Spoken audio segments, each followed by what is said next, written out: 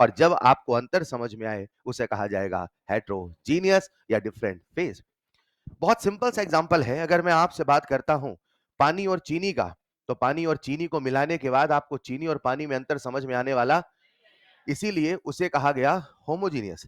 लेकिन अगर आप पानी और कंकड़ ले लेते हैं या पानी और ऑयल ले लेते हैं या पानी और रेत ले लेते हैं तो आपको दोनों में अंतर समझ में आता है, यानी कि दोनों का सरफेस अलग नजर आता है, यानी कि दोनों कैसे फेज हैं, डिफरेंट फेज।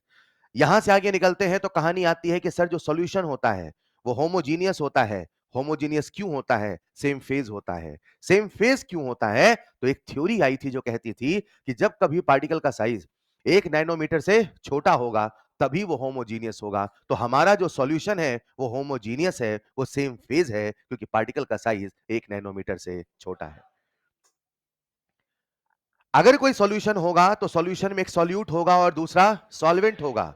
जैसा मैंने कुछ ऐसे कहा, कोई घुला होगा तो किसी में घुला होगा। सर हम कैसे जाने कौन घुलता है और किस में घुलता है? मैंने कहा इसके लिए कुछ एक रूल होते हैं, और रूल मैंने आपको बताया। केस नंबर 1 जब दोनों का फिजिकल स्टेट सेम है, केस नंबर 2 जब दोनों का फिजिकल स्टेट अलग है, और केस नंबर 3 अगर कभी एक कंपोनेंट पानी है। अगर कभी ऐसा हो जाए कि रूल नंबर 1 और रूल नंबर 2 दोनों ना लग पाए, उस केस में आप केवल केवल पानी को ही क्या मानेंगे? सॉल्वेंट। मैंने कहा अगर कोई सॉल्यूशन होता है तो उसमें सॉल्यूट होता है और सॉल्वेंट होता है। कितना सॉल्यूट है, कितना सॉल्वेंट है, यही बताने का नाम कंसंट्रेशन है। और मैंने कहा कंसंट्रेशन को नापने की कई सारी यूनिट है। फिर हम यूनिट कन्वर्जन पढ़ने लगे। आपने बचपन में किलोमीटर को मीटर में बदलना सीखा है। आज जब आप सॉल्यूशन चैप्टर पढ़ रहे हैं तो बस फर्क कितना है, मोलैरिटी से मोलैरिटी, मोलैरिटी से मोलैरिटी बदलना सीखा है। काम तो वही कर रहे हो भाई। किलोमीटर से मीटर बदलना या किलोमीटर से नैनोमीटर बदलना या किलोमीटर को मिलीमीटर बदलना, जो काम वहां था वही काम यहां है। बस फर्क कितना है, वो मोलैरिटी, नॉर्मेलिटी, मोलैलिटी और कई नामों से जाना जाता है। लेकिन कहीं ना कहीं वो सब के सब हैं क्या? Concentration unit. यानी उससे हम क्या जानेंगे? सॉल्यूशन का कंसंट्रेशन। बोलो हाँ या ना। आज हम इस काबिल हैं कि सॉल्यूशन का कंसंट्रेशन भी समझते हैं। अब समय है वो पढ़ने का जो हम पढ़ना चाहते थे। आखिर सॉल्यूशन को हम पढ़े तो पढ़े कैसे? अगर आप सॉल्यूशन को पढ़ना चाहते हैं तो सबसे पहले सॉल्यूशन के एक छोटे से गुण को समझना होगा, एक प्रॉपर्टी को समझना होगा। ये ऐसा प्रॉपर्टी है, ये ऐसा गुण है जो सॉल्यूशन के सभी गुणों को कंट्रोल करता है। ये कुछ ऐसा है, इंसान का जो स्वभाव होता है उसकी कई सारी आदतों का कारण होता है। एक होता है स्वभाव और एक होता है आदत। आदतें बदली जाती हैं, स्वभाव बदलता नहीं है। अगर किसी का स्वभाव हंसमुख है तो हर अवस्था में हंसमुख ही मिलेगा। अगर किसी का स्वभाव गुस्सैल है तो हर अवस्था में गुस्सैल ही मिलेगा, और उसके उसी स्वभाव के कारण उसके आसपास के इवेंट होते हैं। कुछ वैसा ही एक सॉल्यूशन होता है। सॉल्यूशन के अंदर एक ऐसा स्वभाव है, एक ऐसा गुण है जो उसके आने वाले हर गुण का कारण बनने वाला है। उस स्वभाव, उस गुण का नाम है वेपर प्रेशर। क्या नाम है? अगर आप इस सॉल्यूशन चैप्टर को समझना चाहते हैं तो सबसे पहले आपको एक छोटे से शब्द को समझना पड़ेगा, एक छोटी सी कहानी को समझना पड़ेगा जिसका क्या नाम है? Vapour pressure. कॉपी में डालिएगा next heading vapour pressure. Copy में डालिएगा नेक्स्ट हेडिंग वेपर प्रेशर। मैं जो समझाने वाला हूं उसके पहले कुछ बेसिक बातें जो बच्चों को समझ में आनी चाहिए। अगर आप वेपर प्रेशर समझना चाहते हैं तो सबसे पहले कुछ बेसिक पॉइंट्स को समझिए, कुछ बेसिक बातों को समझिए जो बचपन में ही बता दी जाती हैं। मैं इस पूरे टॉपिक में बार बार एक शब्द का प्रयोग करूंगा। एक शब्द बोलूंगा मैं वोलेटाइल नेचर, और एक शब्द बोलूंगा मैं नॉन वोलेटाइल नेचर। हर सब्सटेंस जो आपको आसपास नजर आ रहे हैं उनको मैंने दो कैटेगरी में डिवाइड किया है। कुछ को कहा है वोलेटाइल और कुछ को कहा है नॉन वोलेटाइल। मन में सवाल आता है, सर ये वोलेटाइल का मतलब क्या है? एक लाइन लिखिएगा, वोलेटाइल। वोलेटाइल का मतलब है tendency, tendency to convert in gaseous form, tendency to convert in gaseous form. किसी भी सब्सटेंस का जो गैसियस फॉर्म में कन्वर्ट होने का गुण है उसे ही हम केमिस्ट्री की दुनिया में टेक्निकल भाषा में बोलते हैं वोलेटाइल नेचर। मैं अपनी लोकल देसी भाषा में कहूंगा उड़नशीलता। क्या बोलूंगा? आप एक ग्लास में पेट्रोल भर के रखिए तो मुझे बताइए जो पेट्रोल होता है क्या उसके मॉलिक्यूल उड़ के आपको कहीं ना कहीं उसकी खुशबू आती है? वो खुशबू क्यों आती है? क्योंकि पेट्रोल के मॉलिक्यूल उड़ के आपके नाकों तक आते हैं, तो आपको उसकी सुगंध, उसकी खुशबू समझ में आती है। यानी जो पेट्रोल है वो वोलेटाइल है कि नॉन वोलेटाइल। अगर किसी के अंदर ये मॉलिक्यूल्स का उड़ने का गुण है, इन्हीं सब्सटेंस को हम कहते हैं वोलेटाइल। मुझे बताओ पानी वोलेटाइल है कि नहीं है? अगर पानी वोलेटाइल ना होता तो शायद गीले कपड़े कभी सूख नहीं पाते। गीले कपड़े सूख जाते हैं, क्यों? क्योंकि पानी के मॉलिक्यूल उड़ जाते हैं। ये जो मॉलिक्यूल के उड़ने का गुण होता है, ये जो उड़नशीलता है, इसी का नाम है वोलेटाइल नेचर। मुझे बताओ क्या पानी वोलेटाइल होता है? मुझे बताओ क्या पेट्रोल भी वोलेटाइल होता है? मुझे बताओ आपके आसपास ऐसे न जाने कितने लिक्विड हैं, for example ethanol, for example spirit, कई बार इंजेक्शन लगाते हैं वो स्पिरिट, वो वोलेटाइल होता है कि नहीं है? वोलेटाइल का मतलब है किसी भी मॉलिक्यूल का वेपर या गैसियस फॉर्म में कन्वर्ट होने का गुण। उसी गुण को नाम क्या रखते हैं? वोलेटाइल। क्या बोलते हैं? जरा उसी शब्द के तर्ज पे बताओ, नॉन वोलेटाइल क्या होगा?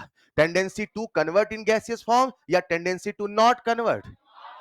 लिखिएगा, non volatile nature, tendency to not convert in gaseous form, tendency to not convert in gaseous form.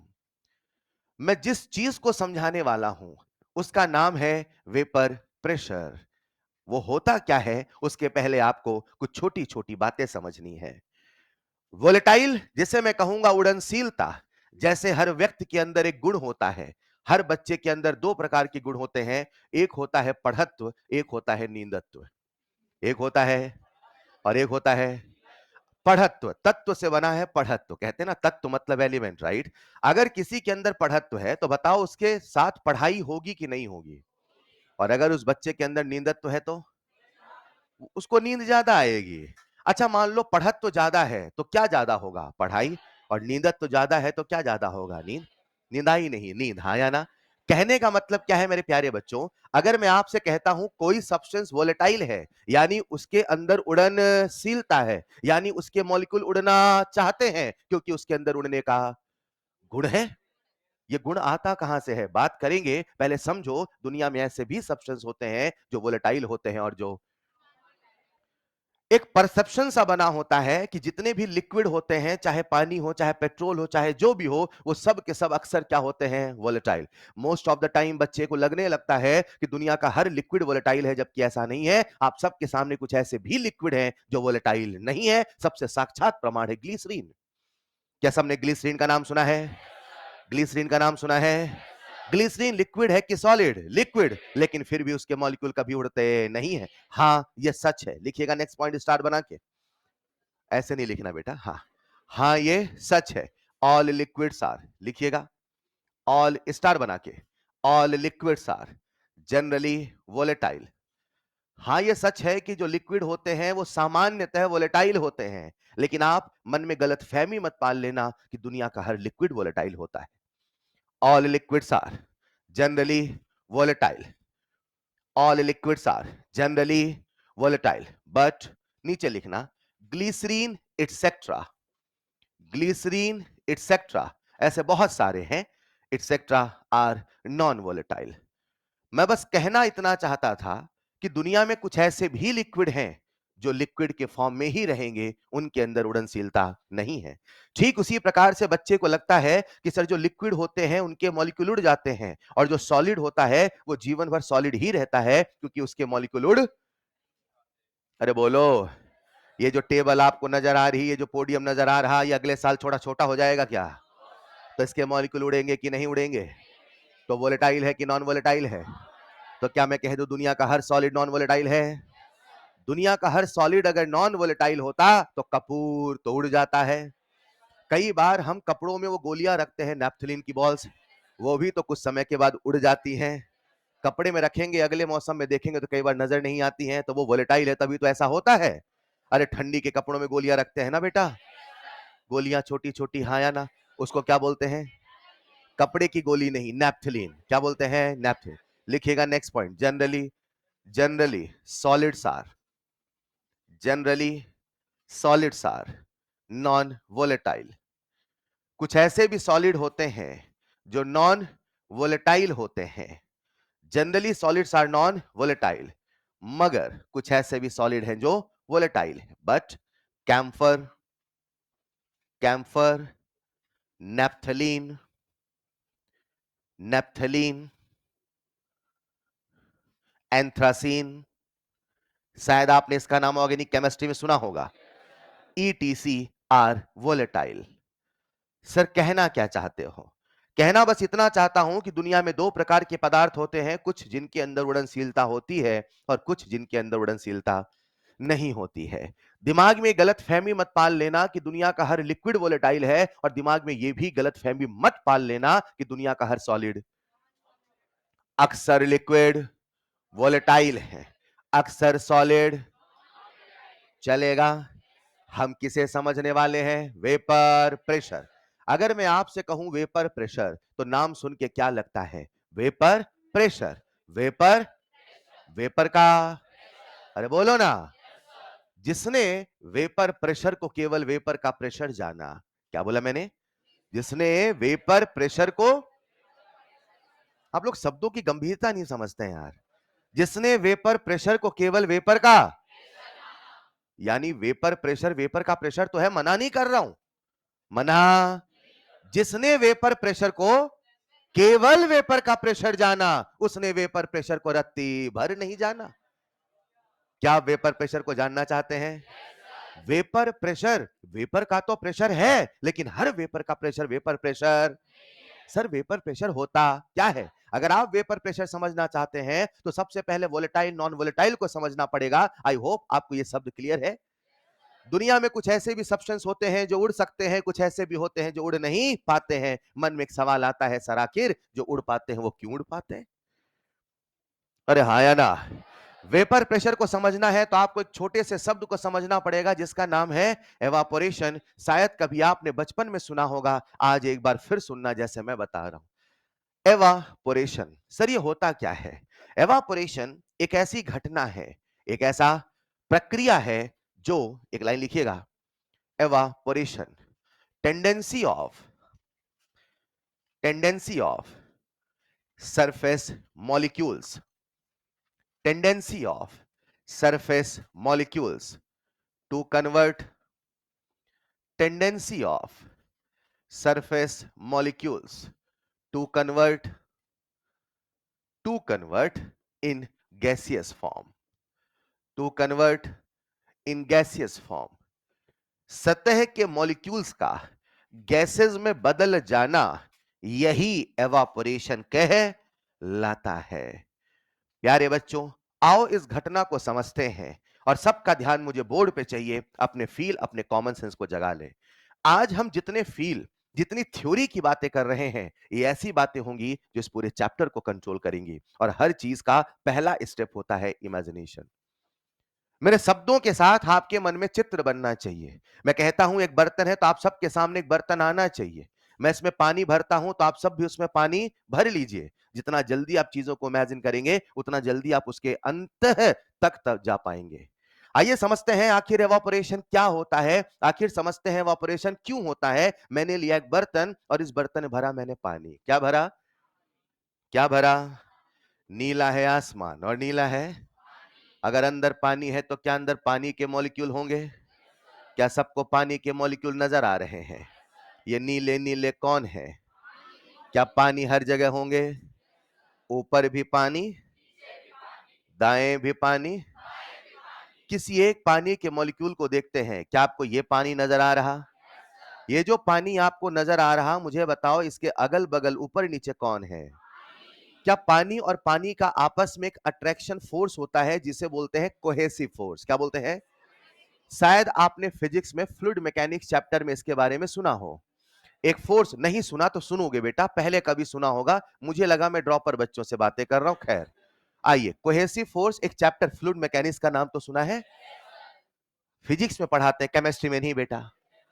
Fluid mechanics में एक फोर्स बोला जाता है जिसका नाम है कोहेसिव फोर्स।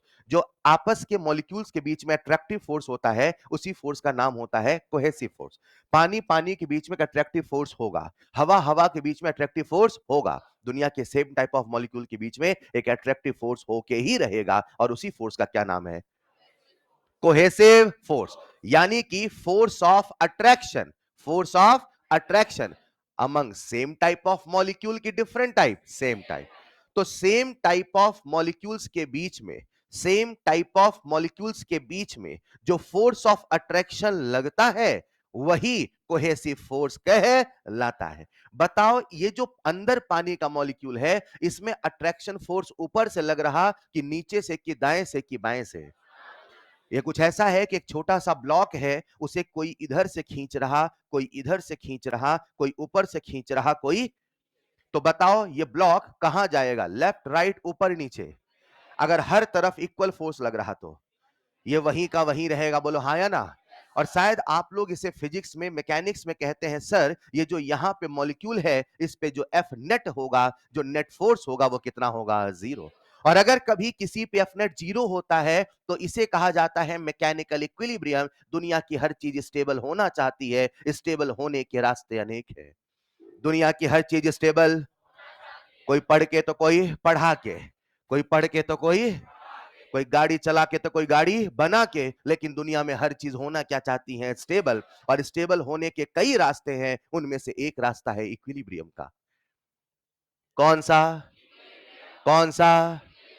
हर चीज अपने आप को इक्विलिब्रियम में लाके खुद को क्या महसूस करती है? स्टेबल। और हर चीज क्या होना चाहती है? स्टेबल। और स्टेबल होने के कई रास्ते हैं, उनमें से एक रास्ता, एक रास्ता, मात्र एक रास्ता इक्विलिब्रियम का। कोई पैसे कमा के इक्विलिब्रियम होता है तो कोई पैसे गवा के इक्विलिब्रियम होता है, बोलो हाँ या ना? मैंने हाथ ऐसे ऐसे किए थे, ठीक है। प्यारे बच्चों मुझे बताओ ये जो आपके सामने बल का मॉलिक्यूल है क्या इसमें हर तरफ से इक्वल फोर्स ऑफ अट्रैक्शन लग रहा? ये जो इक्वल फोर्स ऑफ अट्रैक्शन लग रहा उसके कारण ये जो अंदर का मॉलिक्यूल है अपने आप में इक्विलिब्रियम पे है कि नहीं है? ये स्टेबल है कि नहीं है? इसके जीवन बढ़िया चल रहा है। लेकिन ये जो सरफेस का मॉलिक्यूल है आओ इसको देखते हैं, जो सतह पे है, सतह पे, सरफेस पे ये वाला दिख रहा क्या? अरे बोलो ना। इसके इधर तो पानी है, इसके इधर तो पानी है, इसके उधर भी पानी है, इसके नीचे भी, लेकिन ऊपर पानी। ये वही वाली बात है कि एक छोटा सा ब्लॉक है, कोई यहां से खींच रहा, कोई यहां से खींच रहा, कोई। अरे बोलो ना। क्या ये जो सरफेस का मॉलिक्यूल है इस पे एफ नेट बराबर जीरो है? क्या ये जो सरफेस का मॉलिक्यूल है इस पे एफ नेट बराबर जीरो है? अगर ये एफ नेट बराबर जीरो नहीं है तो ये इक्विलिब्रियम पर नहीं है, तो ये स्टेबल नहीं है, इसके जीवन में खुशियां नहीं है, ये भी खुद को खुश करना, ये भी तो जीवन जीना चाहता है। क्यों मेरे दोस्तों का सिलेक्शन हुआ, मेरा ना हुआ? हाँ या ना? मेरा भी तो सिलेक्शन होना। मुझे बताओ ये जो मॉलिक्यूल है इसमें टोटल जो फोर्स है वो हर तरफ से इक्वल लग रहा कि नहीं लग रहा? ये खुद को स्टेबल महसूस करेगा कि नहीं करेगा? लेकिन ये खुद को स्टेबल करना, ये खुद को स्टेबल करना, खुद को स्टेबल करना, अब खुद को स्टेबल करने के लिए ये एक रास्ता अपनाता है और एक ऐसा रास्ता अपनाता है जो उसको दुनिया से अलग बनाता है। आओ इस मॉलिक्यूल को थोड़ा जूम करके देखते हैं। जूम करूं क्या? जूम कर रहा हूं, कर दूं क्या? जैसे इस मॉलिक्यूल को जूम करके देखा तो ये बीच, अब ये मत कहना नीला सफेद कैसे हो गया, ये बीच वाला मॉलिक्यूल, अरे हाँ या ना? फील करो ना बेटा यार, इसके अगल भी कौन है? पानी। बगल भी कौन है? नीचे भी कौन है? जो फील नहीं कर रहा वो आगे के सवालों में थ्योरी ना समझे तो कहना नहीं कैसे हो रहा है। यहां कौन है? शब्दों के साथ चित्र बनाओ ना यार, कितना आसान है पढ़ना। बगल में कौन है? इधर कौन है? नीचे कौन है? क्या यहां पे फोर्स ऑफ अट्रैक्शन है? क्या हर तरफ से फोर्स ऑफ अट्रैक्शन है? लेकिन ऊपर से फोर्स ऑफ अट्रैक्शन। अब ये खुद को स्टेबल करना चाहे तो रास्ता नंबर एक, ऊपर से कोई पानी बुला ले, ऊपर से कोई पानी का मॉलिक्यूल आए आके यहां चिपक, मगर ये तो हो नहीं पाएगा। ये कैसे होगा सोचो, थोड़ा ढक्कन खोलो, ढक्कन खोलो, खोल दिया ढक्कन। क्या वहां पे सरफेस के मॉलिक्यूल हैं? पानी की बोतल रखो सामने पहले सबके सब, यार झूठ बोलते हो आप लोग, पानी की बोतल तो खरीदी नहीं आज तक। रखो पानी की बोतल, देखो एक बार ध्यान से, पानी दिख रहा है क्या? क्या ये पानी के सरफेस के मॉलिक्यूल हैं? देखो एक बार, अरे एक्टिंग नहीं, देखो, हाँ क्या ये सरफेस के मॉलिक्यूल हैं?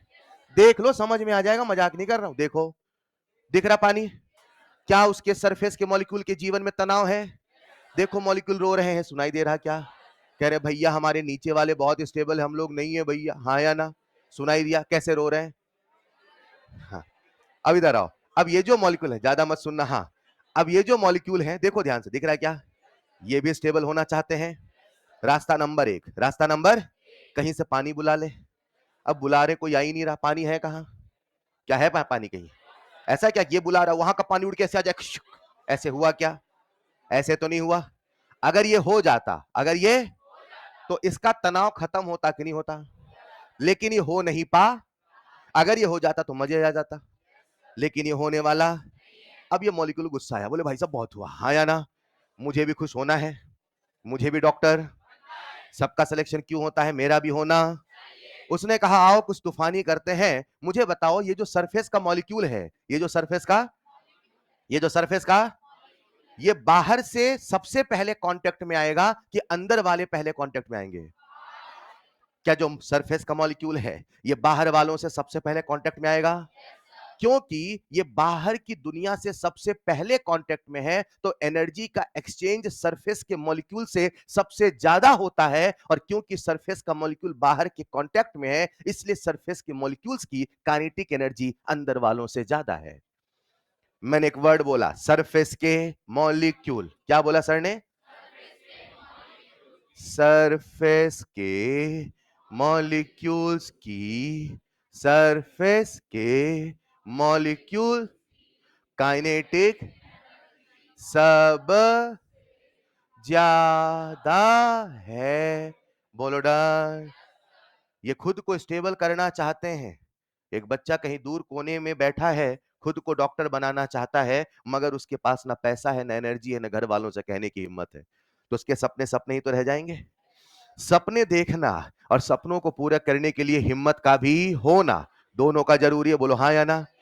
एक बच्चा सपना तो देख रहा है कि मुझे डॉक्टर बनना है, लेकिन उसके पास ना पढ़ने की इच्छा है, ना पढ़त है, ना थोड़ा बहुत हाईवे की जमीन है, कुछ नहीं है। समझ पा रहे हैं क्या? भाई पढ़ने का मन नहीं करता तो हाईवे वाई की जमीन होनी चाहिए, 3-4 प्लॉट में व्यवस्था हो जाए, हाँ या ना? ना वो है, ना पढ़ने का इच्छा है, मन ही नहीं करता, बड़ा सूना सूना सा लगता है किताब खोलते ही। लेकिन डॉक्टर बनना, अब उसके सपने कभी पूरे होने वाले। ये जो सरफेस का मॉलिक्यूल है खुद को स्टेबल करना चाहता है, मगर स्टेबल करने के लिए इसने पहला रास्ता नहीं अपनाया, क्योंकि ऐसा कोई मॉलिक्यूल नहीं था। मगर क्या इस सरफेस के मॉलिक्यूल्स के पास काइनेटिक एनर्जी बाकियों से ज्यादा है? बाकियों से ज्यादा है। क्योंकि इसके पास काइनेटिक एनर्जी बाकियों से ज्यादा है, ये दूसरा रास्ता अपनाता है। ये कहता है सब मोह माया है। क्या कहता है?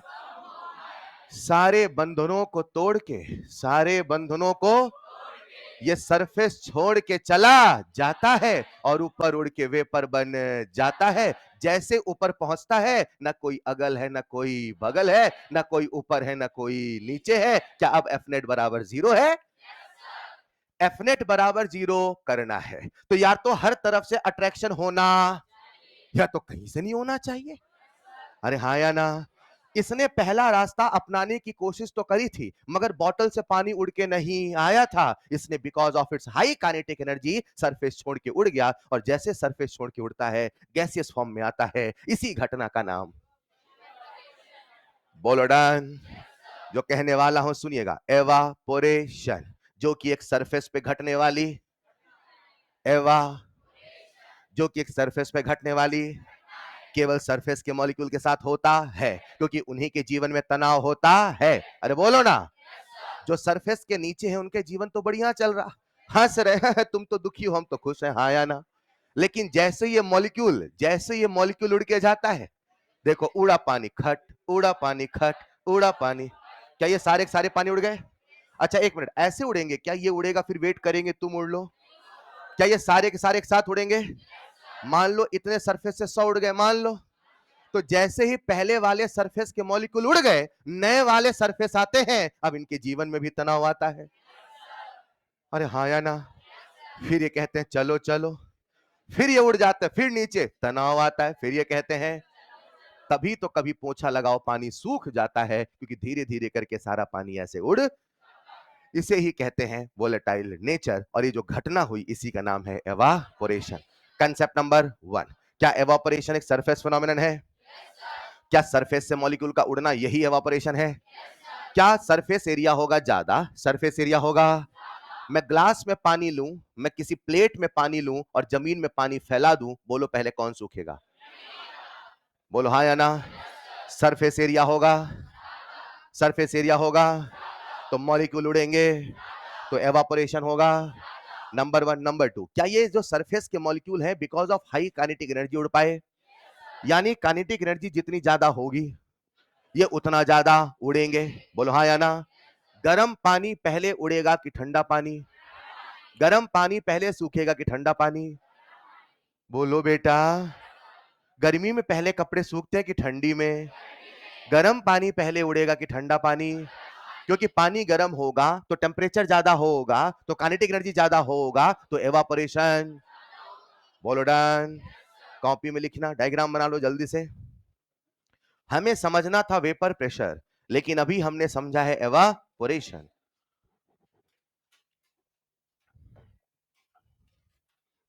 डायग्राम बना ले, 4-5 मॉलिक्यूल बना ले तो भी चलेगा। गिन के मॉलिक्यूल मत बनाना प्लीज।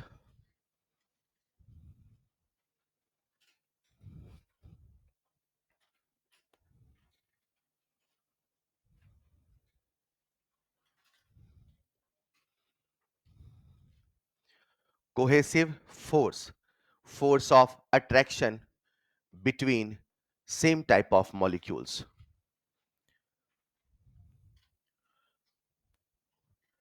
और यहां लिखा है सरफेस के मॉलिक्यूल्स की काइनेटिक एनर्जी सबसे ज्यादा है। सरफेस के मॉलिक्यूल्स की काइनेटिक एनर्जी सबसे ज्यादा है।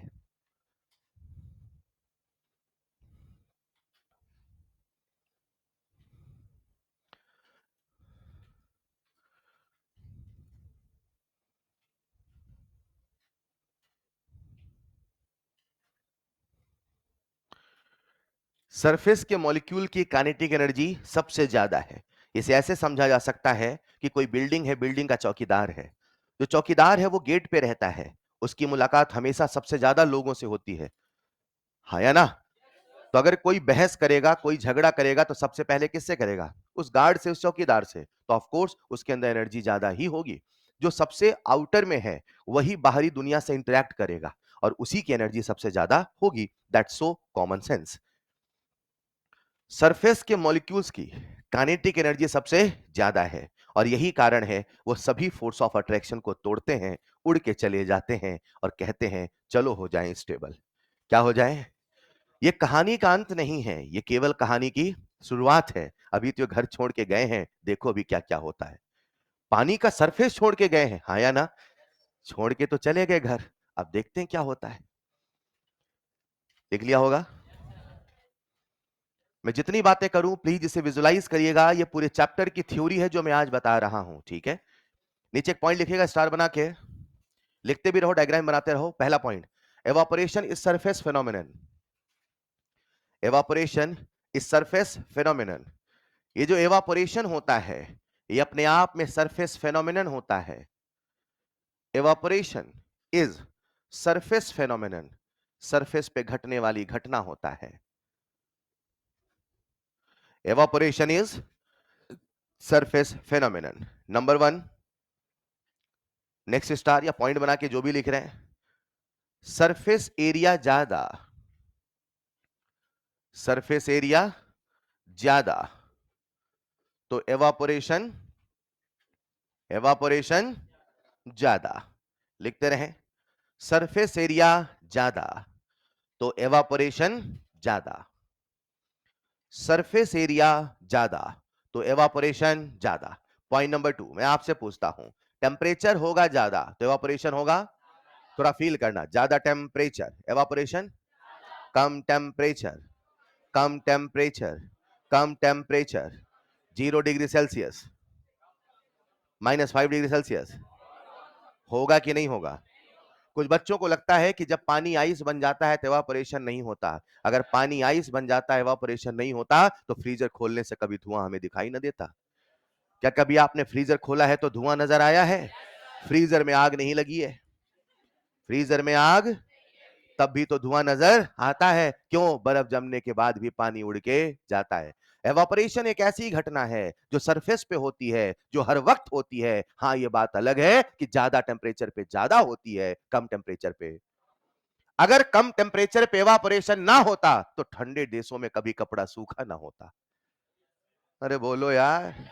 एवापोरेशन एक ऐसी घटना है जो हर टेम्परेचर पे होती है। हाँ, ये बात अलग है कि ज्यादा पे ज्यादा होती है, कम पे कम होती है। लिखिएगा नेक्स्ट पॉइंट, लिखिएगा next point, on increasing temperature, on increasing temperature evaporation increases. Temperature के बढ़ाने से एवापोरेशन बढ़ जाता है, टेम्परेचर के बढ़ाने से एवापोरेशन बढ़ जाता है। प्यारे बच्चों, एक शब्द बोलूंगा मैं और इस चैप्टर में बार बार बोलूंगा, उस शब्द का नाम होगा IMF। क्या आपने पहले कभी सुना है? इसका नाम है इंटरमॉलिक्यूलर फोर्स, मॉलिक्यूल्स के बीच में लगने वाला फोर्स। अब सवाल यह है, ये अट्रैक्टिव होगा कि रिपल्सिव होगा? तो याद रखिएगा, मैं जब भी IMF बोलूंगा, मैं जब भी IMF बोलूंगा, एज पर एनसीईआरटी कन्वेंशन इसे हमेशा अट्रैक्शन ही मानोगे। क्या मानोगे? जब मैं फोर्स कहता हूं तो फोर्स अट्रैक्टिव भी हो सकता है, फोर्स रिपल्सिव भी हो सकता है, लेकिन जब मैं IMF बोलूंगा उसका मतलब केवल क्या होगा? अट्रैक्शन। बोलो हाँ या ना? आइए थोड़ा फील करते हैं। लेट्स इमेजिन ये सरफेस का मॉलिक्यूल है, सबको दिख रहा क्या? अब ये सरफेस का मॉलिक्यूल उड़ के जाना चाहता है, मान लो, अरे मान लो। अब जब सरफेस का मॉलिक्यूल उड़ के जाना चाहता है लेकिन बगल वाले मॉलिक्यूल ने कस के पकड़ा हुआ है, तो बताओ इसका उड़ना आसान होगा कि मुश्किल? यानी IMF होगा जा तो उड़ना होगा। बोलो ना यार, थोड़ा तो फील करो यार। IMF होगा तो उड़ना होगा, तो उड़ेगा ज्यादा कि उड़ेगा कम? तो एवापोरेशन होगा। लिखिएगा नेक्स्ट पॉइंट, IMF ज्यादा, IMF ज्यादा तो एवापोरेशन होगा कम। ये सारी चीजें रटना नहीं है, फील करिएगा। IMF होगा ज्यादा तो एवापोरेशन होगा कम। बोलो हाँ या ना? बढ़ूं आगे? प्यारे बच्चों, हम क्या समझने वाले थे शुरू से? Vapour pressure, vapour. जिसने वेपर प्रेशर को, केवल वेपर का, उसने वेपर प्रेशर को, फिर वेपर प्रेशर होता। अगर वेपर प्रेशर को समझना है, सबसे पहले कुछ बेसिक पॉइंट समझने। सबसे पहले हमने समझा वोलेटाइल नॉन वोलेटाइल, सबको क्लियर है? जो भी सब्सटेंस उड़नशील है, जो भी सब्सटेंस वोलेटाइल है, उसमें एवापोरेशन होता है। बोलो एवापोरेशन का मतलब क्या है? सबको क्लियर है? सरफेस के मॉलिक्यूल का उड़ जाना, सरफेस के मॉलिक्यूल का उड़ जाना, गैसियस फॉर्म में कन्वर्ट हो जाना, यही कहलाता है एवापोरेशन। Is this clear? अगर आप ये दोनों बातें समझ पाते हैं तो फिर अब वो समझ पाएंगे जो आप समझने वाले थे, दैट इज वेपर प्रेशर होता क्या है। कॉपी में लिखिएगा फिर से एक बार, वेपर प्रेशर। आओ मैं आपको समझाता हूं वेपर प्रेशर क्या है। कोई लिखेगा नहीं, बस हेडिंग डाल के सब लोग बोर्ड में आना। जब मैं आपको वेपर प्रेशर समझा रहा हूंगा तो मैं एट द सेम टाइम तीन बातें कर रहा हूंगा, एट द सेम टाइम तीन बातें कर रहा हूंगा और तीनों बातों को कनेक्ट करूंगा। सबसे पहले थ्योरेटिकल फील कराऊंगा, फिर ग्राफ में समझाऊंगा और फिर अंत में एक रिएक्शन के माध्यम से समझाऊंगा। सभी बच्चों का ध्यान बोर्ड पे चाहिए, कोई नजरें नहीं हटाए, सबको फील करना है, समझना है।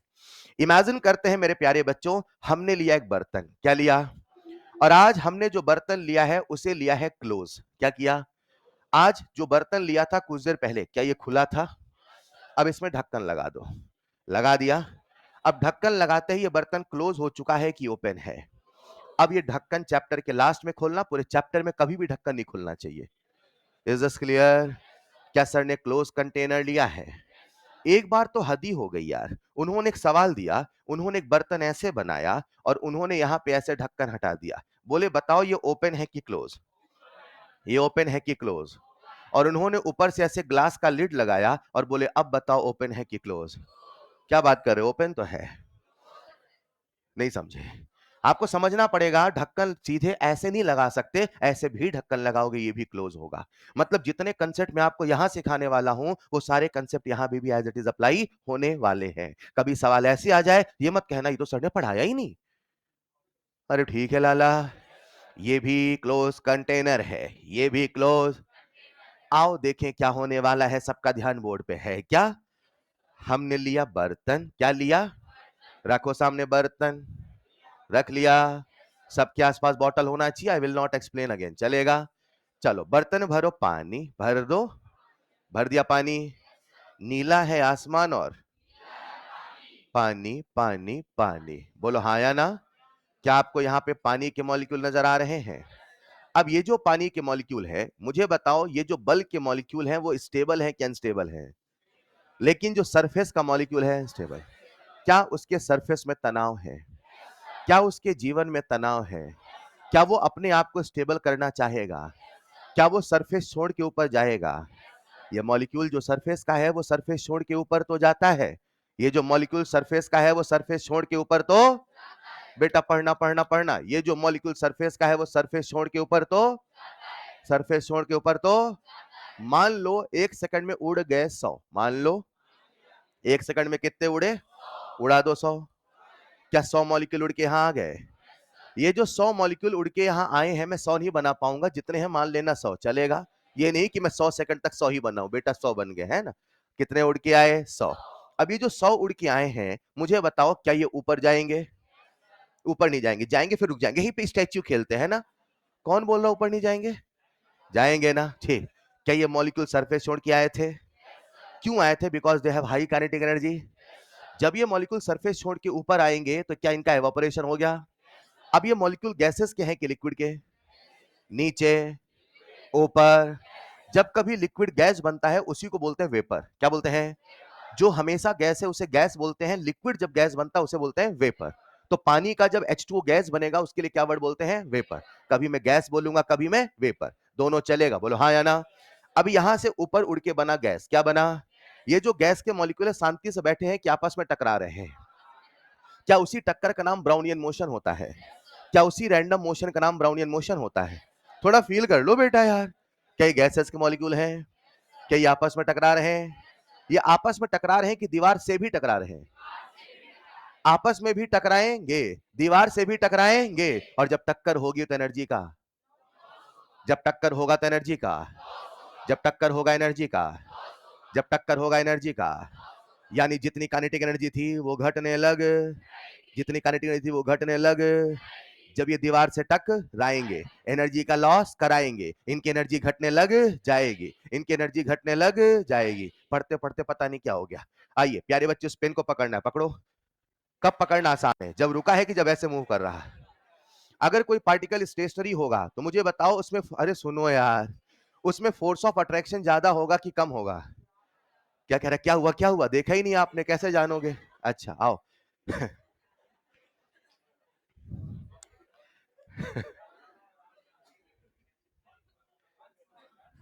वंस मोर, अच्छा वंस मोर है ना। 2 बार फीस जमा करी आपने? एक बार में एक ही होगा, हाँ। है?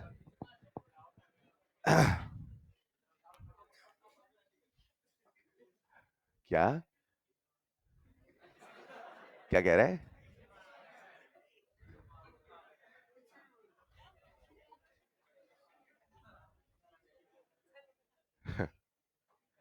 पढ़े? चलिए पढ़े बेटा। तो कहानी कुछ ऐसी चल रही थी कि मॉलिक्यूल सरफेस छोड़ के जाता है। ऐसे मुझे कुछ याद आ गया था, पर नहीं कहूंगा, रहने दो, अच्छे बच्चे हैं। अरे नहीं नहीं। एक बार एक इंग्लिश सिंगर को गांव में बुला लिया। बोले हट, क्या गाता है? आइए, नहीं समझ पाए? जस्टिन बीबर समझते हैं? है ना, उसको गांव बुला लिया। वो कहा ये कौन है भाई, है ना? आइए प्यारे बच्चों, इमेजिन करते हैं हमारे सामने एक बर्तन, प्लीज आइए जरा। हमारे सामने क्या है? एक बर्तन। अब ये जो बर्तन है इसके जो मॉलिक्यूल है वो सरफेस छोड़ के गए, राइट? जब ये सरफेस छोड़ के ऊपर गए तो क्या इनके पास अपनी एक काइनेटिक एनर्जी है? अब ये उस काइनेटिक एनर्जी के चक्कर में आपस में भी टकरा रहे हैं और वॉल से भी टकरा रहे हैं। जब ये वॉल से टकराते हैं तो एनर्जी का लॉस कराते हैं। क्या कराते हैं? लॉस। और जब ये एनर्जी का लॉस कराते हैं तो जो काइनेटिक एनर्जी इनके पास पहले थी अब वो काइनेटिक एनर्जी रहने वाली नहीं है। अब इनकी काइनेटिक एनर्जी घट जाएगी, बोलो हाँ या ना। What happens जब इनकी काइनेटिक एनर्जी घटने लगती है, ये मॉलिक्यूल जो हाई काइनेटिक एनर्जी के चक्कर में सरफेस छोड़ के तो गए थे, जैसे ही एनर्जी घटने लगती है ये धीरे धीरे आपस में पास आने लगते हैं। और ऐसा आपको फिजिक्स में या आईओसी में पढ़ाया जाता है कि मॉलिक्यूल के बीच जब डिस्टेंस कम होती है तो force of attraction, force of attraction, distance होगा ज्यादा तो अट्रैक्शन होगा, डिस्टेंस होगा तो अट्रैक्शन होगा। आज दूरी भी घटने लगी है और एनर्जी भी घटने लगी है, क्या फिर से अट्रैक्शन फोर्स बढ़ने लगेगा? ये मॉलिक्यूल जो सरफेस छोड़ के गए थे क्योंकि खुद को स्टेबल करना चाहते थे, दीवार से टकराते हैं, आपस में भी टकराते हैं, एनर्जी का लॉस। और जैसे एनर्जी का लॉस होता है, पानी को फिर से कौन याद आता है? कौन याद आता है? ये पानी कहता है मैं भी पानी, और ये कहता है, ये कहता है मैं भी पानी। चल एक बार फिर से हो जाए। क्या इन सब के बीच में आपस में कोहेसिव फोर्स होता है? अगर इनके बीच में कोहेसिव फोर्स है तो मुझे बताइए, क्या ये जो वेपर के मॉलिक्यूल हैं ये ठंडे होके फिर से नीचे आने लगेंगे? ये कहानी कुछ ऐसी है कि H2O लिक्विड पहले हुआ करता था, H2O लिक्विड पहले हुआ करता था। ये लिक्विड से गैस तो बनता है क्योंकि खुद को स्टेबल करना, और इसी घटना का नाम क्या था? क्या था? लेकिन जैसे मॉलिक्यूल सरफेस छोड़ के ऊपर जाते हैं, एनर्जी का लॉस कराते हैं, आपस में अट्रैक्शन बढ़ने लग जाता है, ये फिर से लिक्विड बनने लग जाता है। ये तो वही वाली बात है, बच्चे को फिर से घर याद आने लग जाता है। घर छोड़ के तो आए थे, मगर फिर किसकी याद आई? क्योंकि जब घर छोड़ के आते हैं तो आसपास टकराते हैं, कभी नंबर कम आते हैं, न जाने कितना तनाव आता है। बोलो हाँ या ना? फिर किसकी याद आती है? क्या ये जो मॉलिक्यूल सरफेस छोड़ के ऊपर गए थे फिर से नीचे आने लगेंगे? जब ये नीचे आने लगेंगे, इसी घटना का नाम है कंडेंसेशन। क्या नाम है? अब कितनी घटनाएं होने लगी? पहले था एवा, और अब होने लगा कंडन। थोड़ा फील करिएगा, एक सेकंड में कितने मॉलिक्यूल गए? कितने गए? सुनिएगा, कितने गए? लेकिन सारे के सारे एक साथ लौटने वाले। ये वही वाली बात है कि पहले साल अगर 25 लाख बच्चे पेपर देने आए थे तो अगले साल सारे के सारे ड्रॉप आउट नहीं होंगे। 25 में से 1 लाख का मन होगा, बस हो गया मेरा। अरे 24 तो कहेंगे यस वंस मोर, हाँ या ना? नहीं समझे। कितने सरफेस छोड़ के ऊपर आए थे? कितने आए थे? कुछ टकराएंगे, कुछ नीचे आए, लेकिन सारे के सारे नीचे आने वाले। मान लो, मान लो 1 आया, 2 आया, 3 आया, 10 आए। कितने आए? फिर से पहले सेकंड में कितने गए? कितने आए? कितने गए? कितने आए? अब आपका फील चाहिए, कितने गए? एक बार फिर से, कितने गए? उड़ा दो 100। क्या जैसे 100 जाएंगे एक नया सरफेस बनेगा, नया तनाव आएगा, नई समस्या आएगी, फिर से उड़ेंगे। कितने उड़ेंगे? फिर से 100 ही उड़ेंगे? नहीं नहीं, 110 उड़ेंगे। नहीं नहीं, थोड़ा कम उड़ेंगे। क्या 100 ही उड़ेंगे? न सरफेस एरिया बदला, न सरफेस, न सरफेस, न टेम, न आई। जब कुछ बदला नहीं है तो रेट ऑफ एवापोरेशन भी बदलने वाला। पहले सेकंड में 100, अगले सेकंड में 100, अगले सेकंड में 100, हर सेकंड में 100। समय के साथ एवापोरेशन बदलने वाला। अगर मैं आपके सामने ग्राफ बनाता हूं, यहां लिखता हूं रेट और यहां लिखता हूं मेरे प्यारे बच्चों टाइम, तो बताओ जो रेट ऑफ एवापोरेशन है वो कांस्टेंट है कि बदल रहा? कांस्टेंट है कि बदल रहा? क्या मैं एक सीधी लाइन से रेट ऑफ एवापोरेशन बना दूं? सबसे बेहतरीन सवाल थ्योरी का, रेट ऑफ एवापोरेशन बदलेगा नहीं बदलेगा? नहीं बदलेगा। Is this clear? लेकिन अब फिर से यहां आना, कितने उड़े थे? कितने आए? अच्छा 10 आएंगे, 1 2 3 4 करके आएंगे। पहले तो कोई 1 आएगा, पहले तो कोई, फिर 2, फिर 3, फिर 4। बोलो हाँ या ना? फील करना, कितने गए? कितने आए? कितने बचे? कितने बचे? अगले सेकंड में फिर से कितने गए? अब ऊपर कितने हो गए? 100। पॉपुलेशन बढ़ गई कि घट गई? पहले 5 लाख बच्चे देते थे, फिर 10 लाख, फिर 15, फिर 20, फिर 25, फिर 30। बताओ कंपटीशन बढ़ेगा कि घटेगा? फील करो ना बेटा यार, कितने गए? 100। पहले कितने बच्चे थे? 90। 100 प्लस 90, तो वहां पॉपुलेशन ज्यादा हो गई, कम, तो दूरियां घटेंगी बढ़ेगी? यहां मैं 2000 बच्चे बैठा दूं तो और दूर दूर हो जाएंगे, है ना? थोड़ा सोच के बोलो ना यार। पॉपुलेशन बढ़ेगा तो डिस्टेंस, ये तो बेसिक कॉमन सेंस है भाई। पॉपुलेशन बढ़ेगा तो डिस्टेंस। भाई ठूस ठूस के बैठोगे तो ऐसे ना बैठोगे। 4 बच्चे बैठे, एक वहां, एक यहां, एक यहां। अरे हाँ या ना? पॉपुलेशन होगी जा तो दूरी होगी, दूरी होगी, अट्रैक्शन होगा, अट्रैक्शन होगा, अट्रैक्शन होगा, लिक्विड बनेगा। अरे अट्रैक्शन होगा तो H2O लिक्विड से क्या सल्फ्यूरिक एसिड बनेगा? क्या पानी ही तो बनेगा? तो H2O लिक्विड ज्यादा बनेगा कम बनेगा? कंफर्म? जो रेट ऑफ एवापोरेशन है वो समय के साथ बदलने वाला। जो रेट ऑफ एवापोरेशन है, जो रेट ऑफ एवापोरेशन है वो समय के साथ बदलने वाला, लेकिन रेट ऑफ कंडेंसेशन समय के साथ धीरे धीरे बढ़ता।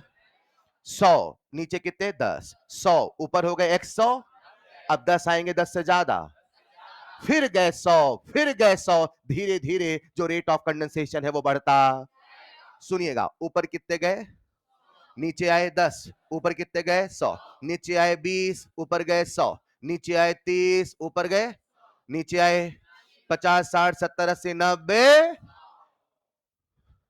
एक समय ऐसा, एक समय ऐसा, एक समय ऐसा, जितना ऊपर उतना ही नीचे, हमें अंतर समझ में नहीं गया है कि सब कुछ थमसा, वही तो इक्विलिब्रियम कह है। कभी ना कभी तो ऐसा होगा, जितना ऊपर उतना ही नीचे, अंतर समझ में नहीं, वही इक्विलिब्रियम कह है। उस सिचुएशन की इमेजिन करना, वो ऊपर 100 जा रहे हैं, नीचे 100 आ रहे हैं। मान लो गैसेस का प्रेशर होता है कि गैसेस प्रेशर लगाते हैं, गैसेस का प्रेशर होता है, गैसेस प्रेशर लगाते हैं। ऐसे क्या कर रहा हूं, प्रेशर लगाना, दीवार से टकराते हैं और प्रेशर लगाते हैं। गैसेस का प्रेशर होता नहीं, गैसेस प्रेशर, बोलो ना यार। जब जीवन में इक्विलिब्रियम आएगा, क्या ऊपर यहां पे मॉलिक्यूल होंगे, क्या लिक्विड के सरफेस के ऊपर भी होंगे। जब जीवन में इक्विलिब्रियम आए, 100 ऊपर जाएंगे 100 नीचे आए। जब जीवन में इक्विलिब्रियम आए, 100 ऊपर जाएंगे 100 नीचे आए, rate of evaporation rate of condensation के बराबर हो जाए। आगे जाने की कौन सी रफ्तार, रेट ऑफ, और पीछे आने की रफ्तार रेट ऑफ। एक समय ऐसा आएगा, जितना ऊपर उतना ही नीचे, rate of evaporation rate of condensation के बराबर हो जाएगा। उस समय, किस समय, जितना ऊपर उतना नीचे, कभी न कभी तो ऐसा होगा। उस समय जो लिक्विड के सरफेस के ऊपर मॉलिक्यूल होंगे गैस के, उस समय जो लिक्विड के सरफेस के ऊपर मॉलिक्यूल होंगे गैस के, वो जो प्रेशर लगाएंगे, केवल उसी प्रेशर का नाम है वेपर। Vapour, vapour. जिसने वेपर प्रेशर को, केवल वेपर का प्रेशर जाना, उसने वेपर प्रेशर को रख दी। वेपर प्रेशर, वेपर का तो प्रेशर है, मगर एट इक्विली, वेपर, वेपर का तो प्रेशर, मगर एट इक्विली जो लिक्विड के सरफेस के ऊपर लगाया वेपर के मॉलिक्यूल्स के द्वारा, मात्र उसी प्रेशर का नाम वेपर प्रेशर का है। Is this clear? कॉपी में लिखिएगा पहले एक लाइन, वेपर प्रेशर एक लाइन लिखो, this is the pressure exerted,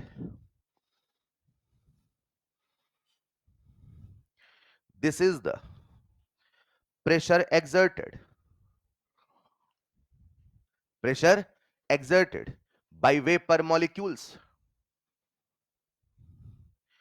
This is the pressure exerted by vapor molecules above the liquid surface, above the liquid surface at equilibrium, above the liquid surface at equilibrium, above the liquid surface at equilibrium.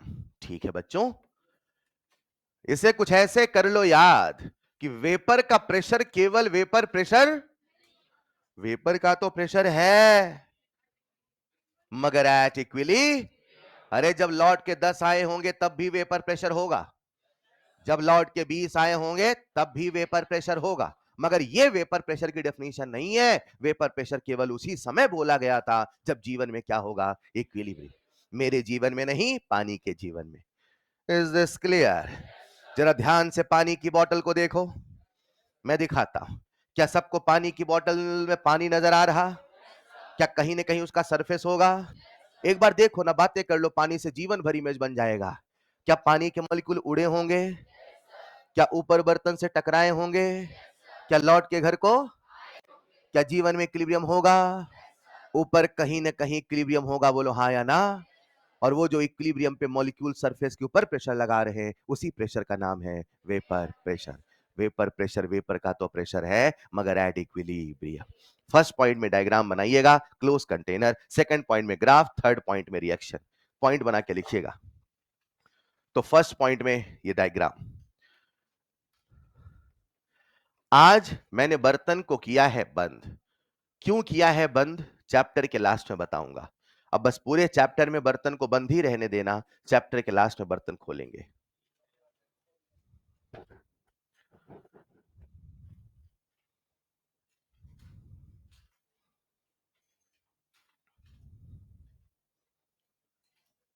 Rate of evaporation और यहां लिखा है rate of condensation, थोड़ा जल्दी लिखिएगा।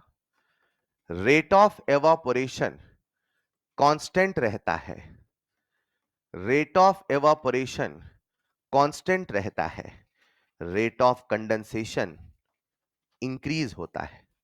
Sir आपने ऐसा ही increase क्यों बनाया? मैंने एक जनरल सा कर्व बनाया है, ये कांस्टेंट है तो स्ट्रेट लाइन बनाया है, ये बढ़ रहा तो एक कर्व बनाया है।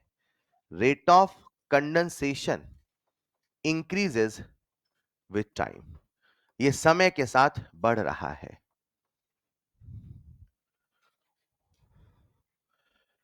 कई बार सवाल पूछा जाता है कि रेट ऑफ एवापोरेशन कांस्टेंट क्यों रहता है, तो कारण बहुत सिंपल है, सरफेस एरिया कांस्टेंट है, टेम्परेचर कांस्टेंट है, आईएमएफ कांस्टेंट है। तो जब उसको बदलने वाले सारे फैक्टर कांस्टेंट हैं, तो एवापोरेशन को भी तो कांस्टेंट ही रहना पड़ेगा। भाई जब कुछ बदला ही नहीं तो क्यों रेट ऑफ एवापोरेशन बदलेगा?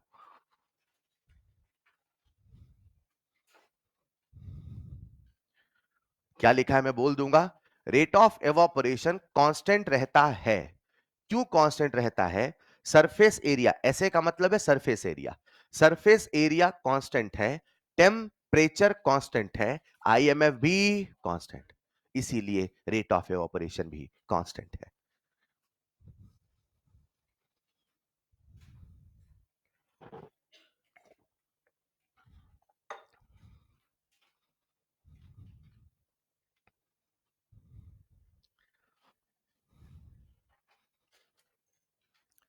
अगर आप इस पूरे चैप्टर को पढ़ना चाहते हैं तो इस पूरे चैप्टर को मात्र एक चीज कंट्रोल करेगा और वो है वेपर प्रेशर। हर चीज अब जो होने वाली है वो यहीं से शुरू होगी, वेपर प्रेशर। इसीलिए आपकी आंखों के सामने दिखना चाहिए वेपर प्रेशर क्यों होता है, वेपर प्रेशर कैसे होता है। ये विजुअलाइजेशन इस पूरे चैप्टर को समझने में हेल्प करेगा। फर्स्ट पॉइंट में डायग्राम, सेकंड पॉइंट में ग्राफ बना लिया होगा, सभी बच्चों ने ग्राफ बना लिया। रेट ऑफ एवापोरेशन कांस्टेंट रहता है, क्यों कांस्टेंट रहता है? सरफेस एरिया कांस्टेंट है, टेम्परेचर कांस्टेंट है, आईएमएफ कांस्टेंट है। नीचे लिखिएगा स्टार बना के, rate of condensation increases with respect to time, rate of condensation increases with respect to time. फिर एक सवाल पूछा जाता है, क्या रेट ऑफ कंडेंसेशन बढ़ता ही रहेगा? ना, एक समय ऐसा जब रेट ऑफ एवापोरेशन के इक्वल हो जाएगा, उसके बाद बढ़ नहीं पाएगा।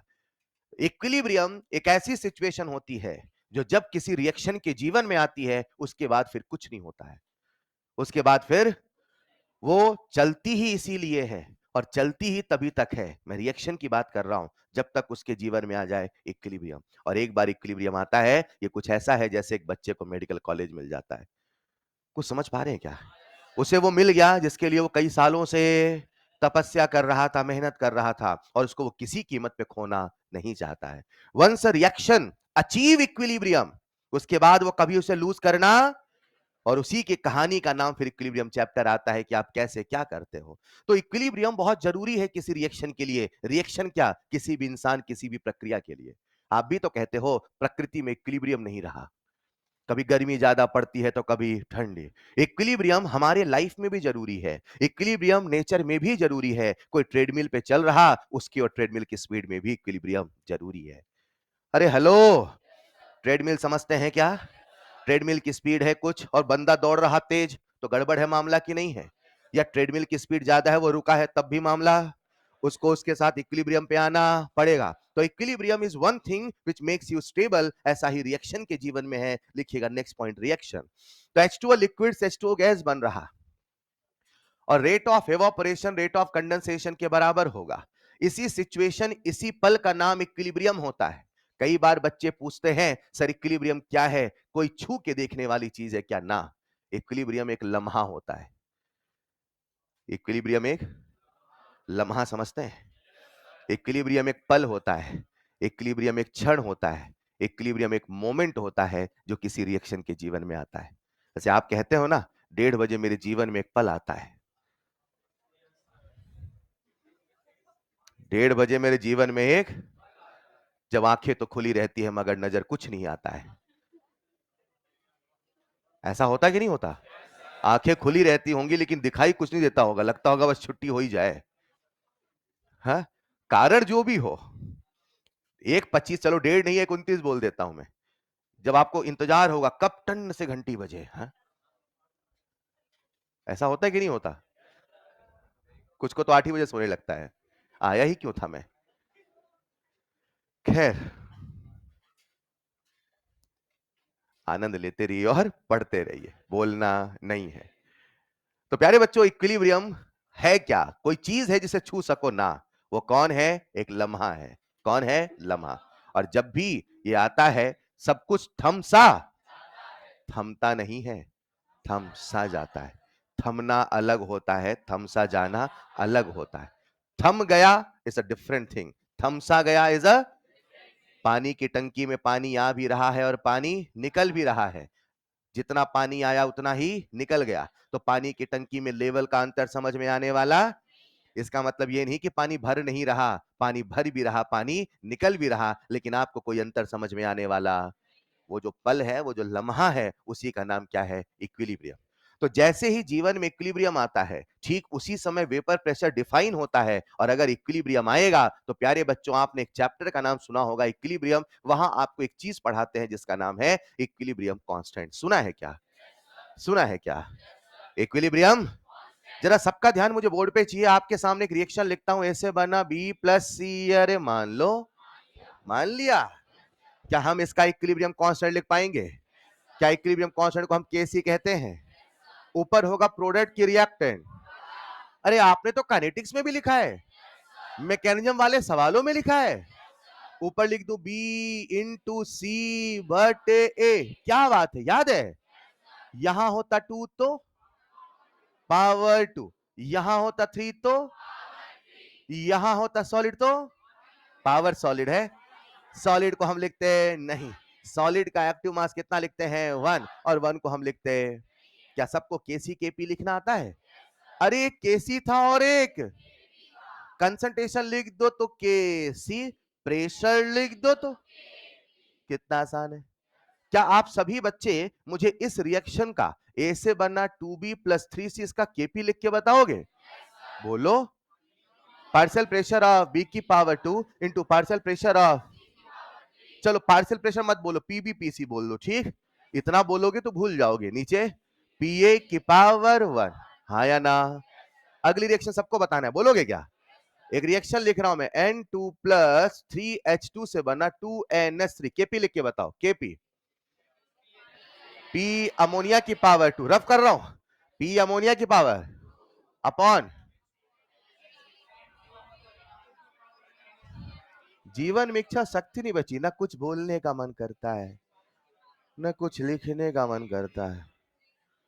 पता नहीं क्यों मैं आया हूं, इच्छा शक्ति नहीं रही यार, हम कुछ करना चाहते हैं। आइए साहब, क्या आप सबको ये रिएक्शन नजर आ रही है? मुझे पूरी क्लास को साथ लेके चलना की आदत है, एक भी बच्चा मुझे छूटा हुआ पसंद ही नहीं आता। Each and everyone should be equal. मैं हमेशा ये सोच के चलता हूं, पढ़ाता हूं, पूरे के पूरे बैच का सिलेक्शन होना चाहिए। 3 4 5 बच्चों के लिए नहीं, पूरे बैच के पीछे चलता हूं। तो कोई बच्चा भटका सा या छूटा हुआ नजर आता है तो मैं एक बार टोक देता हूं। पता क्यों? पता क्यों? कुछ साल बाद आप मुझसे मिलोगे और आप कहोगे, सर आप तो बड़े थे ना, आप सब देख रहे थे, आप मुझे टोक नहीं सकते थे एक बार? आपने अपनी आंखों के सामने मुझे बिगड़ने दिया, आपने मुझे एक बार टोका भी नहीं सर। मैं कहां होता सर, कहां पहुंच गया हूं? नहीं समझ पा रहे? इसीलिए मैं टोक देता हूं, हाँ या ना? आइए, मिलोगे ना कुछ सालों के बाद। हाँ, तो प्यारे बच्चों इधर आइए, अगर ये इक्विलिब्रियम है, क्या है ये? इक्विलिब्रियम। तो क्या हम इसका केसी और केपी लिख सकते हैं? जो कहने वाला हूं देख के चौंक जाओगे। देखना मैं इसका केपी लिख रहा हूं, लिख दूं क्या? अरे लिख दूं क्या? केपी कैसे लिखूंगा? केपी, पहले प्रोडक्ट बोलो फिर, लेकिन रिएक्टेंट तो लिक्विड के एक्टिव मास, वन को हम लिखते कैसे लिखूंगा? पार्शियल प्रेशर ऑफ गैस की पावर। ये क्या लिखा है? हिंदी में पढ़ लो इसको।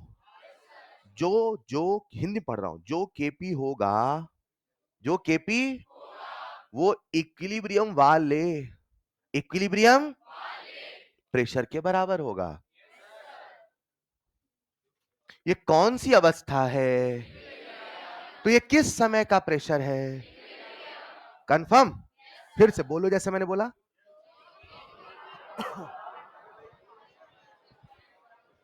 आप नहीं बोलोगे, बोलो ना। जो,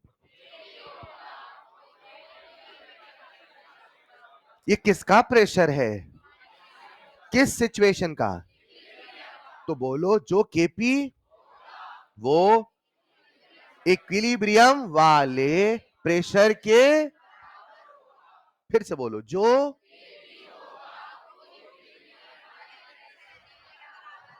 और जो इक्विलिब्रियम का प्रेशर है वही तो वेपर प्रेशर है। क्या बात कर रहे हो? वेपर प्रेशर ये कब पढ़ाया? पढ़ाया? एक मिनट, ये है वेपर प्रेशर कि ये है वेपर प्रेशर? क्या बात कर रहे हो? क्या आप ये कहना चाहते हैं जो वीपी है वही केपी है? नहीं समझे। जो कहने वाला था कह दूं क्या? जिसने वेपर प्रेशर को केवल वेपर का, जिसने वेपर प्रेशर को केवल वेपर का, उसने वेपर प्रेशर को रत्ती भर। वेपर प्रेशर वेपर का तो प्रेशर है, मगर एट इक्विलिब्रियम, और इसीलिए मैं कहता हूं वीपी ही तो। जिस जिस बच्चे ने वेपर प्रेशर को इक्विलिब्रियम कांस्टेंट माना उसके सवाल ज्यादा सही हुए, जिसने उसे केवल प्रेशर माना उसके सवाल गलत हुए। नाम में तो प्रेशर है, नाम में तो, मगर उसकी खूबियां, उसके प्रॉपर्टीज, उसके जो गुण हैं वो प्रेशर के जैसे नहीं, वो इक्विलिब्रियम कांस्टेंट के जैसे है। Is this clear? सारी बातों की एक बात, वीपी ही तो, बोलो बोलो, वीपी ही तो, वीपी ही तो चलेगा। लिखिएगा नेक्स्ट पॉइंट। तो आज की क्लास का जो कंसेप्ट है वो यही है, वीपी ही तो। नाम में तो प्रेशर है मगर लगता प्रेशर के जैसा नहीं है। अरे ये अपने आप में इक्विलिब्रियम कांस्टेंट है। अब इसके अंदर वो सारे गुण आएंगे, वो सारी खूबी आएंगी जो इक्विलिब्रियम कांस्टेंट में होती हैं। तो अगर आपको वेपर प्रेशर को समझना है तो थोड़ा सा इक्विलिब्रियम कांस्टेंट को समझना पड़ेगा। आप सबने केमिकल काइनेटिक्स पढ़ लिया है, आप सबने रेट कांस्टेंट का नाम सुना था। रेट कांस्टेंट अलग है, इक्विलिब्रियम कांस्टेंट, राइट? लिख लो पहले। हैं? हाँ, कहाँ? हाँ, सरफेस के ऊपर लगेगा ना। क्यों नहीं आ सकता? लिक्विड गैस का आ सकता है तो सॉलिड गैस का आ सकता है। सब्लिमेशन भी कोई चीज होती है। एवापोरेशन नहीं बोलेंगे, उसको बोलेंगे सब्लिमेशन। हाँ, लेकिन हम तो केवल पढ़ रहे वेपर पे। हमारे चैप्टर का नाम क्या है? Solid solution. क्या नाम है? भूल गए हमारी बाउंड्री। क्रिकेट खेल रहे थे भाई में, ऐसे मारने लगे फुटबॉल, चोट लग गई। बाउंड्री याद रखो हमेशा। हमारा गेम क्या है? Liquid solution. ऑलवेज सॉल्वेंट कौन है? लिक्विड। नहीं समझे? अब दुनिया भर की बातें करने लगे तो फिर लोग तो एमएससी करते हैं एक चैप्टर में। हम किसकी तैयारी कर रहे हैं? नीट की। बाउंड्री में रहिए, ठीक? फुटबॉल नहीं खेलना, क्रिकेट हाँ आइए। चलेगा? नहीं चलेगा। बढ़ू आगे। लिखना, वीपीएस को लिख लिया क्या? प्यारे बच्चों, आप सबने काइनेटिक्स का नाम सुना होगा, हाँ या ना? काइनेटिक्स में आपने रेट कांस्टेंट सुना होगा, हाँ या ना? रेट कांस्टेंट कितने फैक्टर डिपेंड करता है? क्या बात कर रहे हो? एक था के डैश, एक था के, एक था ई ए, एक था, बेहतरीन, शानदार, सबको याद है? बार बार रिवीजन ही आपको जिताएगा, याद रखना। के डैश कितने फैक्टर? 4। नाम बोलो, रिएक्शन, अरे बोलो, टेम्परेचर, कैटलिस्ट। रेट कांस्टेंट के 3 फैक्टर हैं, मगर इक्विलिब्रियम कांस्टेंट के मात्र 2 फैक्टर हैं। उसमें रिएक्शन है और टेम्परेचर, कैटलिस्ट नहीं है। रुको साहब, इक्विलिब्रियम कांस्टेंट कितने फैक्टर पे डिपेंड करता है? इक्विलिब्रियम कांस्टेंट कितने फैक्टर डिपेंड करता है? अब ऐसा क्यों होता है? इक्विलिब्रियम की कहानी है। अभी मान लो 2 है, मान लो, याद करना तो आसान है। रेट कांस्टेंट के 3 फैक्टर थे, इक्विलिब्रियम कांस्टेंट के 3 फैक्टर नहीं है। कितने हैं? 2। एक है रिएक्शन, एक है विपरीत, यानी केपी केवल कितनी चीजों से बदलेगा? एक है रिएक्शन, एक है, यानी वीपी केवल 2 ही चीजों से, एक है रिएक्शन, एक है, तीसरा कोई पैमाना, क्योंकि वीपी ही तो। लिखिएगा next point, vapour pressure depends on, vapour pressure depends on, number 1, vapour pressure depends on, number 1 reaction, number 1 reaction, bracket में लिख देना नेचर ऑफ लिक्विड, ब्रैकेट में लिख देना नेचर ऑफ लिक्विड। यानी जब मैं रिएक्शन बोल रहा हूं तो उसका जो मतलब है वो मेरा रिएक्शन से नहीं मेरे बच्चों, वो किससे है? लिक्विड के नेचर से। चलेगा? और दूसरा फैक्टर क्या है बच्चों? टेम्परेचर। लिखिएगा दूसरा फैक्टर टेम्परेचर। जैसे रेट कांस्टेंट केवल 3 चीजों पर डिपेंड करेगा, वैसे ही इक्विलिब्रियम कांस्टेंट केवल 2 ही चीजों पर डिपेंड करेगा, यानी वेपर प्रेशर भी केवल 2 ही चीजों पर डिपेंड। अगर आप ये जान सकते हो कि वेपर प्रेशर किस पे डिपेंड करेगा, फिर तो ये भी जान सकते हो वेपर प्रेशर किस पे डिपेंड नहीं करेगा। लिखिएगा next point, vapour pressure does not depends on, vapour pressure does not depends on.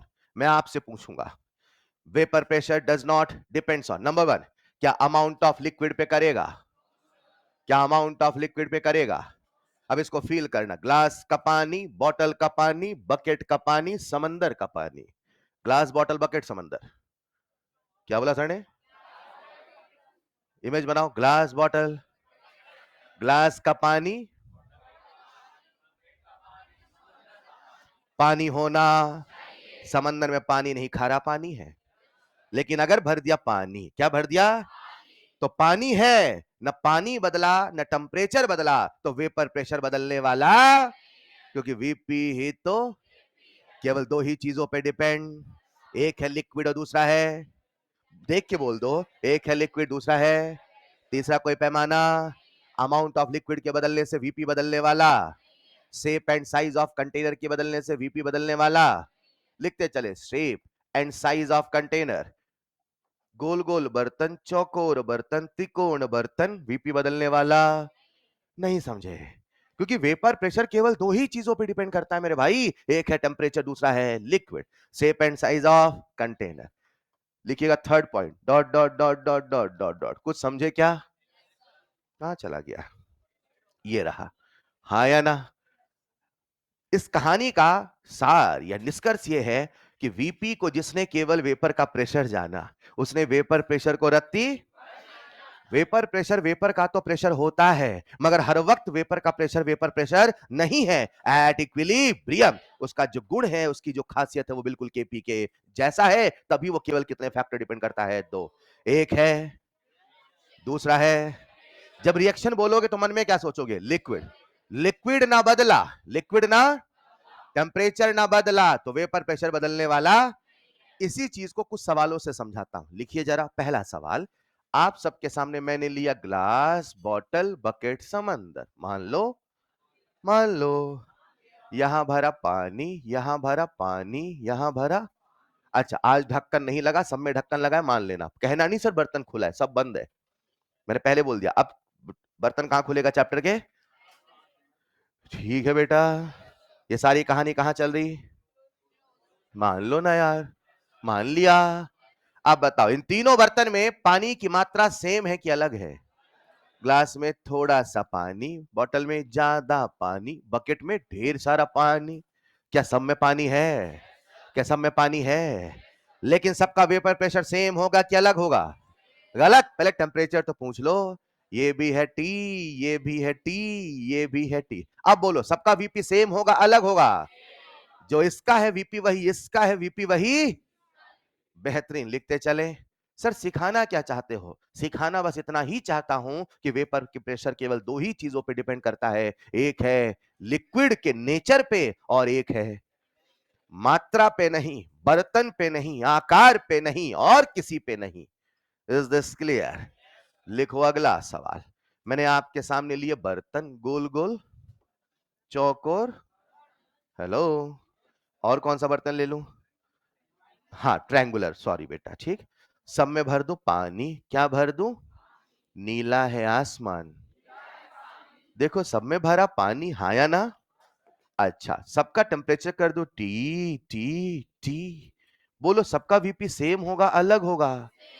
पानी न बदला, टेम्परेचर न बदला, तो वीपी भी बदलने वाला नहीं है। चलेगा? मजा अब नहीं, मजा तो अब आएगा जब अगला सवाल आपके सामने आएगा। बोलूं क्या?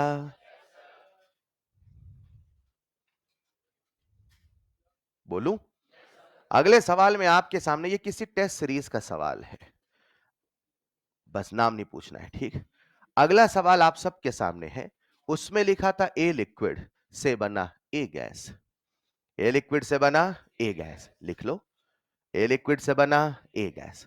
सवाल कहता है if at equilibrium, if at equilibrium at a particular temperature, if at equilibrium at a particular temperature, if at equilibrium at a particular temperature, equilibrium constant of the reaction is, equilibrium constant of the reaction is 1.2 atm, equilibrium constant of the reaction is 1.2 atm, 1.2 atm.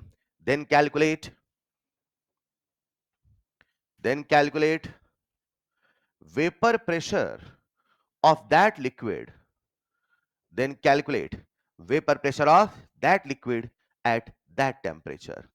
तो उस temperature पे आपको liquid का vapour pressure बताना है, उस temperature पे आपको लिक्विड का वेपर प्रेशर बताना है।